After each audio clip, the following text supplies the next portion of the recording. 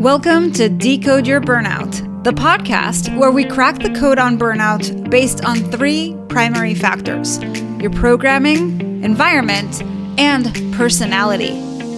We also feature experts who debunk the myths about what it takes to be successful in their industry and spin those tips to fit the workplace so you can optimize the way you work. I'm your host, Dr. Sharon Grossman, a psychologist turned coach, author, and burnout expert. If you're burned out and want to go from exhausted to extraordinary, book a free breakthrough session with me by going to bookachatwithsharon.com. And if you want to see how you're doing and what to focus on next, download the Burnout Checklist. You'll find the link in the show notes or go to bit.ly/checkyourburnout. Now let's get started.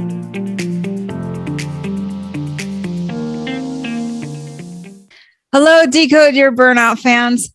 This is Dr. Sharon Grossman. Thank you again for joining me. And this week, I have a very special guest, somebody who might make you laugh, which if you're burnt out, you might actually appreciate. Her name is Heather Tolley-Bauer, and she is a drop-dead funny stay-at-home mom, wife, colorectal cancer survivor, and stand-up comedian, providing all kinds of audiences with much needed laughs to cope with everything from marriage, middle age, and millennials to parenting, Pinterest, the PTA, a pandemic, and so much more. She books, hosts, and produces a wildly popular show called Laugh Lines and Stretch Marks.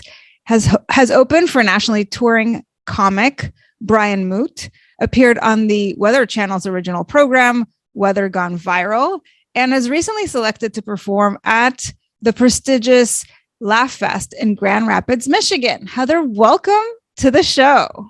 Thank you. Well, thanks for having me. I think we just ran out of time because my bio is so long. So we're already laughing. We'll tune in next week, right? I love it.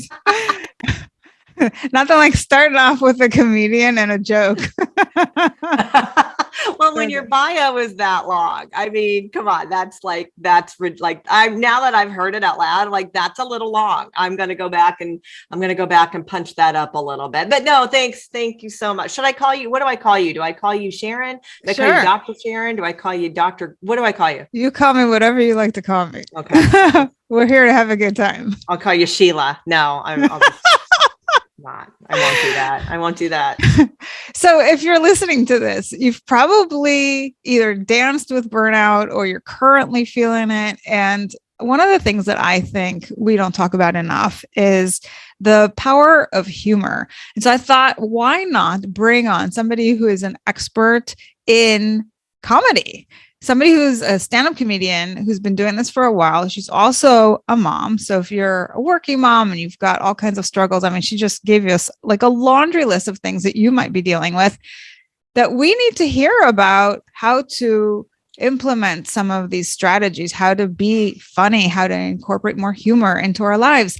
And what I love, Heather, is if you could first maybe just share a little bit of background of how you even got into this field of stand-up comedy, because there are so few women compared to men, I think, as you've seen. So, I'd love to hear your background story and what brought you here. Yeah. So you're right. There are fewer women in comedy than men. I started doing comedy, like 7 years ago. And I am not young. So this is sort of like a midlife crisis that happened because my family and I moved from Connecticut to Atlanta, and we moved here when I was 44, and I took about 6 months to figure out, maybe what I would want to do in this new state, in this new part of the country. And I thought, well, you remember when everybody had blogs? Do you remember that, when everybody had a blog? And I feel like now everybody has a podcast. Everybody has a podcast. Right. But back then it was so cute. Everybody had a blog and they would, type things out. And I thought, well, you know what? I think I am going to, I was getting ready to turn 45 years old. My son was in kindergarten. My husband's an executive. So I was the only one that was sort of left with having to recreate myself. In Connecticut, I had my own business. I didn't bring it down here with me. So I sort of had to just recreate myself. And I was looking at 45 years old, like, well, what do I want 45 to look like? And I said, you know what? I think I'm going to just try a bunch of new things and blog about it. And the very first thing I did was I took a stand-up comedy class. And I never left. I was between stand-up comedy and lap dance class. I was like, which one am I going to do? But the lap dance class was full of 20-year-olds. And so I ended up in the stand-up comedy class. I mean, the stand-up comedy class was full of 20-year-olds too, now that I think about it. But we all had our clothes on. So I just did comedy, and I just sort of stayed with it. You found yourself. I did find myself. What I found was, for the first time in my life, I was a stay-at-home mom. And although I was very lucky to be a stay-at-home mom, I wasn't really fulfilled by it. Mm-hmm. And so I just stood on stage and told jokes about, being a suburban stay-at-home mom. I call myself a stay-at-home alcoholic on stage. I'm not really an alcoholic, but that's just what I call myself. And and women would always come up to me after a show and say, "Oh my gosh, yes, I needed to hear somebody say, I'm a stay-at-home mom and I'm not, and I'm kind of ticked off about it, and so I just kept doing it." Yeah, you got feedback. Right. I did. Which is very validating. I did. Sometimes the feedback, because, when you do comedy, you're in the room with a bunch of 20 somethings. And sometimes the feedback was, my mom would think you are hilarious. I love that. I was like, yeah, tell her about all the jokes when she's making you pancakes in the morning, Yeah. But you know what? That's why now I'm almost 52 years old. I'm still doing comedy. I do like to focus mostly on moms and women and couples, but I do comedy in rooms with much younger people. And that's why my mom com is so relatable, because everybody's got a mom. Yeah. Everybody's got a mom. If you're not a mom, you have a mom. So that's how I love that niche. I stay in that niche. I'm really good at it because I've had a lot of chapters in my life, wear a lot of hats, and I know that women, above all else, we need a laugh break. We really have to laugh at the small stuff so that we have the bandwidth for the big stuff. Yeah. Yeah. Okay. So we've said so far that there aren't a lot of women in comedy, and I'm curious, why do you think that is? Why aren't there more people doing what you're doing? I think that it has long since been a male-dominated industry. The bookers have been men. The club owners have been men. So the comedians, have been men. But I have to say that is really, it's changing. The female experience in comedy is changing because women are more supportive of women. It used to be that if a club, booked one woman on a show, like they might not book another woman for 3 or 4 more months. It doesn't matter that they would have man. If they booked one woman, they'd be like, oh no, we already have our woman. We're not, or we booked a woman 3 months ago. It didn't go very well. We're not booking women right now. Wow. So, and I think it's just a lack of I think it's just a lack of perspective. It's just a lack of experience. And I think we kind of gravitate towards what we know. So that's why 4 years ago, I started Laugh Lines and Stretch Marks. It was Atlanta's only monthly all-female showcase. Oh, that's so good. Can you imagine in Atlanta, the only all-female showcase was my show that I started in the suburbs amazing. 4 years ago. It's crazy. Well, I think, first of all, I'm glad to hear what you're saying is that it's changing, because what it sounds like is traditionally it is very male dominated and there's so much discrimination. It's almost like the mentality is women aren't that funny, but we kind of have to be diplomatic about it. So we have a checkbox and we've checked it. So you can come back in 6 months and we'll talk. Yeah, I think there is some of that in the industry. And I think that because there were so few opportunities for women, it was pretty cutthroat for women. You know, we weren't kind to each other because it was so competitive. But I see a lot of women supporting women in comedy right now. And I'm really happy to say that I'm one of those people. I provide quality stage time at quality pay. And I have, men who want to get on my show, and I will put a man on my show every once in a while, because Laugh Lines and Stretch Marks is pro woman, but it's not anti-male. Mm-hmm. So I will put a man on my show, but they have to demonstrate a real respect for women. Yeah, because so much of comedy, and actually this just happened. I was watching a comedy show with my husband, and you don't necessarily, I don't know, I guess I don't expect men to be so like outspoken about like protecting women's rights and things like that. But my husband says, I don't like it when people are demeaning to women, like, because so much of comedy is like a man talking about his penis and all this stuff. And it's just like really gruesome. And I'm like, there's so much more to comedy. Why do we tell the same jokes over and over again? Why are we so restricted in what we're talking about? And why is it always about sex and being like so vulgar? Like I love that you're talking about women issues to women, right? And I love that you came to this place in your career at a time where a lot of women are actually rethinking their whole life, their career. And what do I want to do? This is my time. I've already raised my kids, a lot of them, when they get to middle age, and that's where I see a lot of women actually transition from whatever career they had before to something new.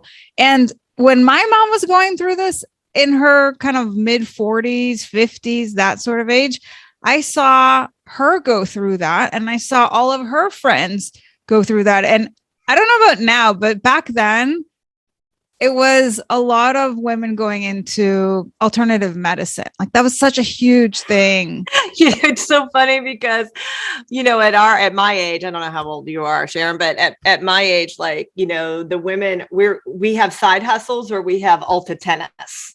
Like that's all we have. But if we have a side hustle, it's like the younger women are brand managers and we are life coaches. That's what, so when you say your mom, they were all going into alternative medicine, yes, there's a time when women just, they want to hang their own shingle and they want to do their own thing. And they want to do something for them.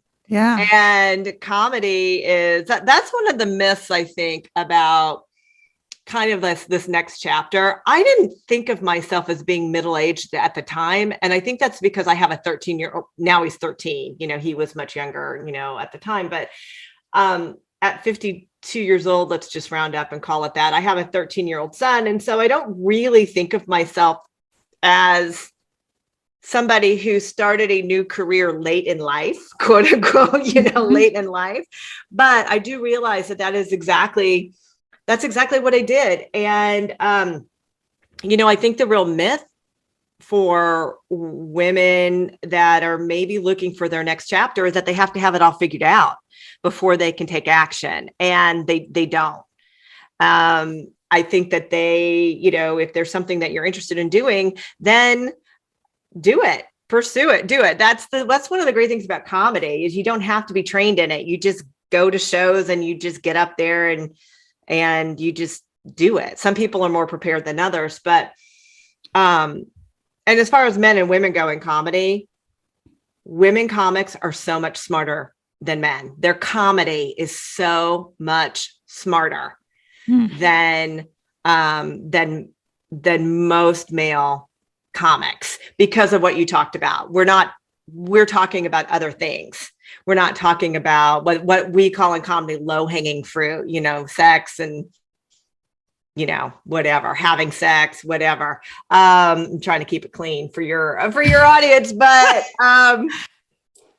Yeah. So I'm just kind of curious. You mentioned that you might not be really prepared. So I've actually seen two kinds of comics. I've seen the ones that have almost like a script where wherever they go, they tell the same jokes. There's nothing wrong with that. I mean, it's good preparation, right? And they've probably practiced different jokes and held on to the ones that work, right? So you just keep tweaking your routine. That's kind of a typical situation. And then we have people who just work the crowd and they do such a brilliant job of that. So they don't even have to come super prepared. They might have like bullet points of like, oh, I'll talk about this. And then they start just interacting with people on the stage and just rolling from there. And it's absolutely brilliant, right? I would not do well in that scenario, I don't think, just because I feel like I would need to know what I'm going to say, right?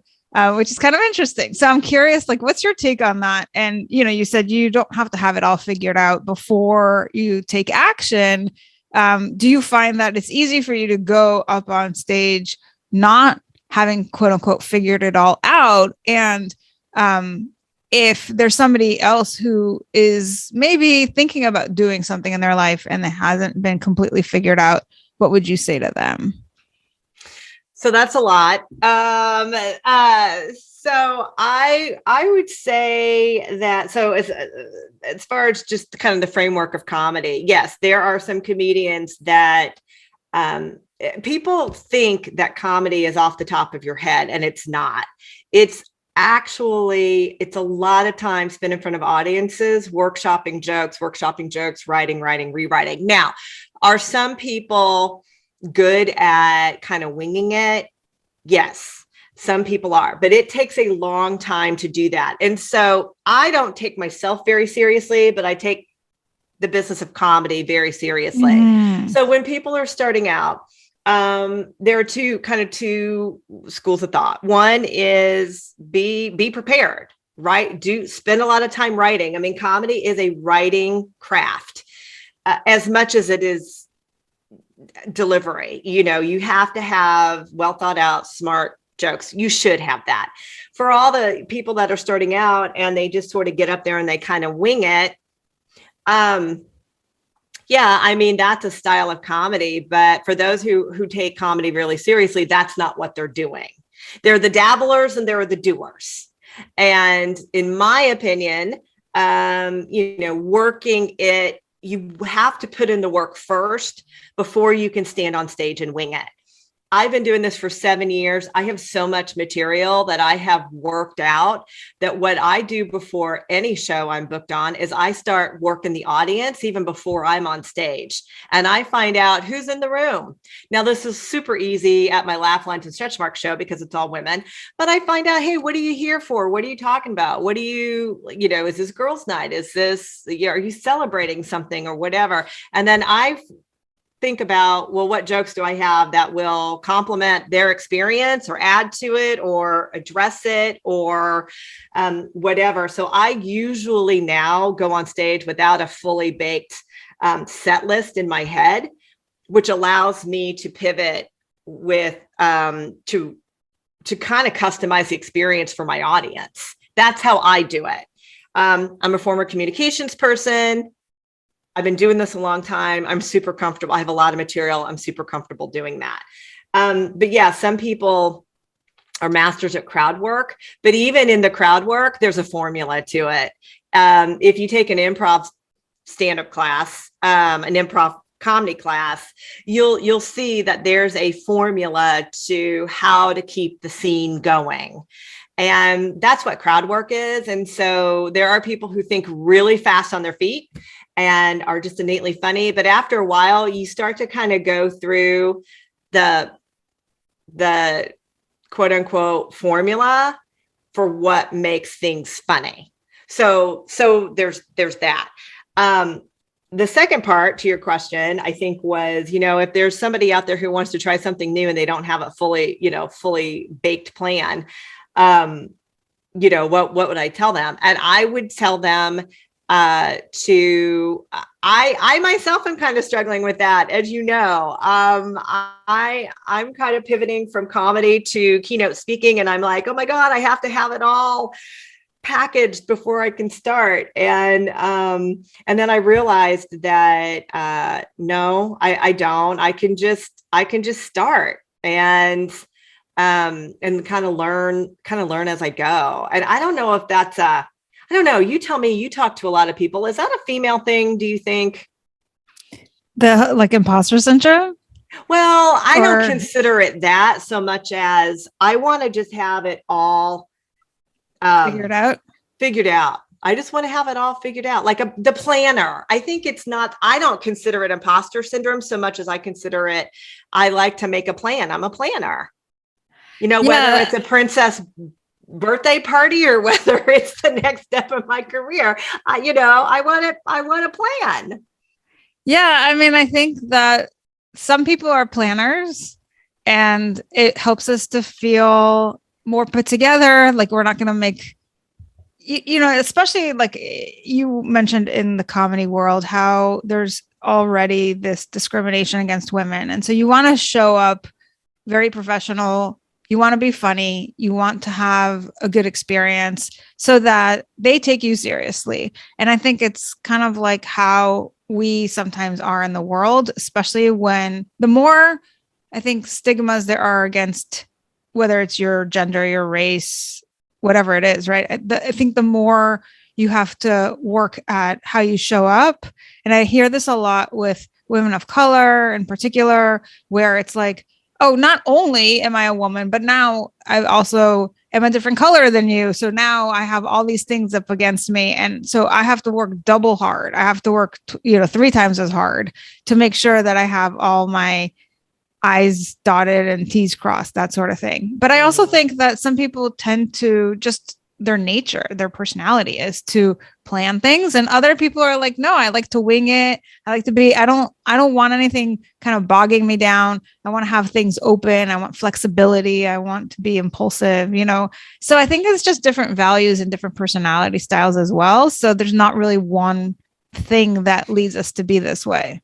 Yeah, that makes sense. But if you're somebody who, analysis paralysis, is a term.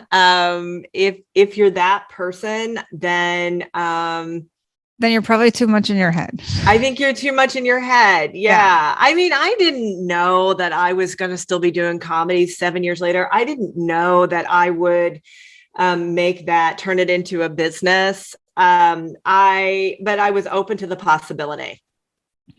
Well, what I love is that you came into this world and, if I talked to you 7 years ago when you were just starting out, you probably would have said that you were really planning a lot of your stuff, right? Because you wanted to show up in a certain way. But now that you've been doing it for 7 years, you can feel more confident, get up on stage, not have, as you say, everything fully baked. And I think that's going to be the same thing for your keynote speaking. You're showing up right now as a newbie trying to kind of figure it all out. But like, if we talked in 7 years from now, you'd feel like, oh, I totally got this, right? Because you've done it so much.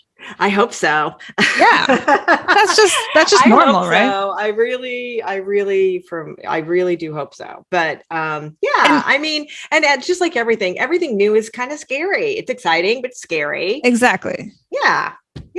Which is totally normal, right? And so we need to have our experiences. But I mean, kudos to you for even going out there and trying. And, a lot of times people are so afraid that they don't even put themselves out there. Well, I look back on my 52 years and I realize I've done a lot of pivoting. And, one of those pivots happened a year into my comedy. I got cancer and really realized that my stage time can be so much more important than me. And so then I really got serious about what I wanted comedy to bring to my life. And what I wanted it to bring to my life was using my stage time to bring a laugh break to moms and women, but also to remind moms and women that we have to put ourselves first. And that includes taking control of our health. And it just so happened I had colorectal cancer, as you said in my bio. And a lot of people don't think of women as getting that cancer, especially young women. I was 45 years old when I was diagnosed. And so I use my stage time. If I'm going to leave my family and go into a club and tell jokes, I want it to mean something to people. And so a lot of times I use my stage time just to raise awareness about colorectal cancer and to advocate and encourage people to get their colonoscopies. And I always get an email from somebody who says, "Oh my God, I got my colonoscopy because of you." And wow. I mean, there is no greater, gift that I could give to myself and to others than to know that I'm standing in this space of telling my story and telling stories, because, I believe that when we do that, we change lives, and then doing it in a funny way because comedy is a great way to hear things that are hard to hear and to say things that are hard to say. So that's what keeps me in this comedy space, and makes me want to just pivot and get in front of more moms and women. So I'm curious, because cancer is obviously not a quote unquote funny subject. So how do you infuse more humor into things that are very serious? First of all, I had colorectal cancer, so butt jokes are always funny, no matter what. Like, I can't think of one funny thing to say about kidney cancer. So thank goodness I had colon cancer. But, no, because, sometimes the jokes just write themselves. Like, for instance, colorectal cancer is the second leading cause of death. And that makes sense because it has to do with number 2. So, sometimes the jokes just write themselves, but sometimes you have to really, work at it. You have to really... creative. You have to find the common denominator. I have 1/3 of my colon left. So when I had colon cancer, they took out 2/3 of my colon. Wow. And the way that I explain that on stage is I live in Atlanta. It depends on where I am, but let's just say I'm in Atlanta. And the way I describe it is that, your colon is like Interstate 285. Now that's the interstate that runs around Atlanta, if you're not from Atlanta. And when they took out 2/3 of my colon, they just built me my own Peach Pass Express lane straight, which means my traffic never gets backed up. So that's my big joke finish, but so I like it because you're really being creative when you're doing your writing, is what it sounds like, and you're looking for ways to make topics that people may be not aware of or familiar with or that are serious, make it maybe analogous to something else that people get, and there's some humor in thinking about it in this new way, which I appreciate. Yeah. So if I can laugh about having had colon cancer, then maybe other people can laugh about the fact that they forgot the cupcakes for the bake sale. Like, yeah, and that's why I say laugh at the small stuff. And even some of the bigger stuff when it's appropriate. Listen, not everything is a laugh out loud moment, but finding the things that are, laughing when you can, and then the stress relief and the physical benefits of laughter are real and they're concrete, and it's just science. And then you can prevent burnout, and you have the bandwidth to tackle some of the bigger stuff. If not everything is a 5-alarm fire, then we have the energy to handle some of the things that are a 5-alarm fire. Yeah. So far you've said some really important things. So I want to circle back. You said you don't have to have it all figured out before you take action. And I think for people who are over prepared and, as you said, kind of stuck in that analysis paralysis, this would be a really good tip. Not to take yourself so seriously. Right. While still taking what you do seriously. Right. And maybe you can shed some light for people who are like, what does that mean? Or what does that look like? What would you say? Well, in comedy, you can't take yourself very seriously, right? Because not everyone's going to find you funny. I am definitely not for everyone. And I am okay with that, on stage and off stage. I am not for everyone. And that's okay. That's okay. And that's why I say I don't take myself very seriously. It is really hard to offend me because of that. And I think part of it is just my age. Like you get to be a certain age and you just don't give a flying fox, as as I think Wanda Sykes might have said that. But anyway, so there's part of that, and there's part of just maturity of settling into your own skin at a certain age. But in comedy, you certainly need to be able to understand that you're not for everyone. And that's such a big tip, I think, in general, because so much of the time I talk to my clients about just how offended they are by somebody else's statement, or not even like having that person say something, but them just thinking that the person may be thinking that about them. And so we get really caught in this spiral of negative thoughts when we're constantly worried about what other people think about us and what this other person said and what it means and why they did the thing that they did. And, I think that just is just unnecessary stress, right? And if we could all start to take that advice of not taking ourselves so seriously, and I think it comes from a place, and you can share your experience, but like when I think about that, for me, it comes from a place of being really comfortable in your own skin, where you're not second guessing, like, who am I supposed to be? What do other people want me to be like trying to people please and things like that. I think it's like where this is who I am, and I don't have to make apologies for myself. And as you said, I might not be for everyone, and that's totally fine, right? I'm here for the people that I'm meant to be here for. And I always say that to my clients as well. I'm like, if you're going to go into therapy, or if you're going to work with a coach, you need to find somebody that you feel comfortable with. And I might not be that person. And if I'm not, like, please tell me. And that's totally fine. I'm not going to take it personally, right? Because it's more important for me that you find somebody that you're comfortable with than like trying to please me or worrying about hurting my feelings. Like, let's not worry about that, Yeah. I agree. I mean, there is something to be said about being comfortable in your own skin, and that takes a lot of time, a lot of practice. I mean, I used to be somebody who worried about the 5 pounds I gained until I had cancer. And listen, I had just enough cancer to be credible, but not enough to need chemo. So that I was able to have that aha moment and without having to fight for my life. So that's a good day. That's a good, that is like the best of both worlds. That's a good perspective. That's a really nice perspective. Other things you said is that you don't have to have things fully baked.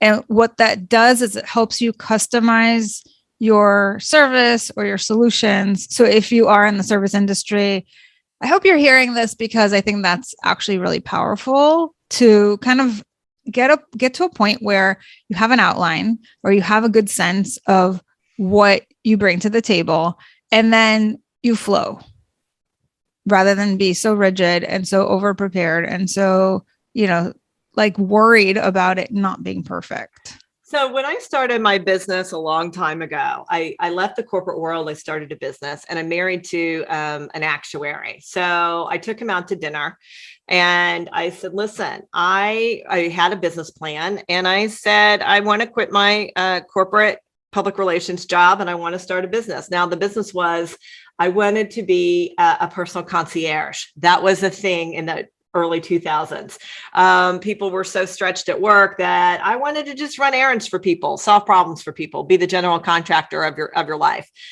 And he was like, great. Okay. How are you going to price that? And I'm like, well, that's where you come in. And it was what was really important to me at the time was to have an understanding of what it costs me to do business, how much I wanted to make, what does it actually cost me to do business, so that I knew in the moment when I was trying to onboard a new client, how much wiggle room did I have in my pricing? And so that's a really specific example, but I've always conducted business in that space of what do I want? What do you need? And what's my bottom line? so that I'm never giving away what I'm doing, Oh, that's so good. whether in terms of money or energy, right? If it's So not serving me, here's my bottom line. And in establishing that bottom line, it gave me the permission I needed to hold that line. Does that make sense? Oh my God, that is so good. It's so good. And so many people need to hear that right now. So if you're listening to this and you're a people pleaser and you tend to give the farm away because you want people to like you, or because it's hard for you to say no, because you feel guilty, because you think it's selfish to focus on yourself, I really hope you take this to heart, that you can figure out what your bottom line is, which means in your case, what am I already committed to? What do I need for myself? What are the essentials that I need to protect myself from burnout so that I can still show up for other people without showing up so much that I'm not showing up for myself? And currency is more than money, right? Yes. It's your energy and being protective of that. Exactly. It's time with filling your bucket, right? Like all the things. I could say all the Oprah platitudes. I could say, I could say it all. But yeah, and that's why you had asked me kind of up top about myths and about myths of being successful. And here's the thing: is in comedy, I don't want to be famous. I just want to be successful, and I get to decide what that is. So I'm not trying to get a Netflix special. What I am trying to do is have a top-notch quality show for women by women, and I have that. And so now my success isn't leaving my family and doing 20 shows a month. That's not how I define success. If that's somebody else's version of success, that's awesome, but that's not my version of success. Yeah. And so just taking that kind of control over what this business now and what my comedy looks like and where it goes in the future is really empowering. And I'm super excited about it. Well, listen, I think you are so on the right track in terms of the way that you're thinking about things. And just being able to verbalize that, I think, is super helpful for other people to hear, that success can mean different things to different people, and that it's up to each one of us to define what it means to be successful. And I think we spend too much time thinking about what other people want from us, what other people expect from us, right? What is the culture? What is our programming? And this is really our opportunity to take a step back and to think about what works. What do I want it to mean? Right? And make whatever changes you need to make so that you're better aligned with your values. Absolutely. 100%. And getting to a space where you're just really clear about for yourself what those values are. Yeah. And, somebody like you've got the assessments and sometimes it takes talking it through, learning about yourself, talking it out loud with somebody. And then you realize, what I really want? I want blank. Well, it's funny that you say that, because I still get coached myself, because I feel like that's really important for me to keep growing. And I had a coaching session yesterday. And so I came in with a specific question, something that I wanted to get coached on. And she just kind of held space for me. She just asked me, like, so what do you think the answer is? And I totally came up with all the answers, right? And she's like, well, you already knew everything. And I said, yeah, but I couldn't access it. Like, I needed to talk it through with someone just to be able to access the things I already knew, right? And sometimes, like, what does that mean that we already know it? It's that if we ask ourselves the right questions, we come up with the answers. But that's what's so helpful about having that interaction, is somebody else might ask you the question that you have for yourself, right? Then hold a space for you to answer it. And then it's like, okay, well, I got to come up with something now. And then you're kind of racking your brain, and there it is, right? Then but you also gave yourself a dedicated space and time in which to think about it. That's true. Where, it wasn't something running in the background. So I think that when I can get real quiet, and kind of meditate on things, that's when the answers come to me. But I'm also a big fan of talking things through. I like to talk out loud. Yeah. So before we wrap up, and you've shared so many goodies with us, so thank you for that. You mentioned how there's a formula to being funny. And I wonder if you can shed some light on that for people who maybe struggle with this and they want to maybe inject a little bit more humor. They want to try it on for size. What is that formula? Wow. What is that formula? I feel like people ought to pay me top dollar to find out that formula. No, so if you go back and I mean, anybody can do this and you Google, how to be funny, right?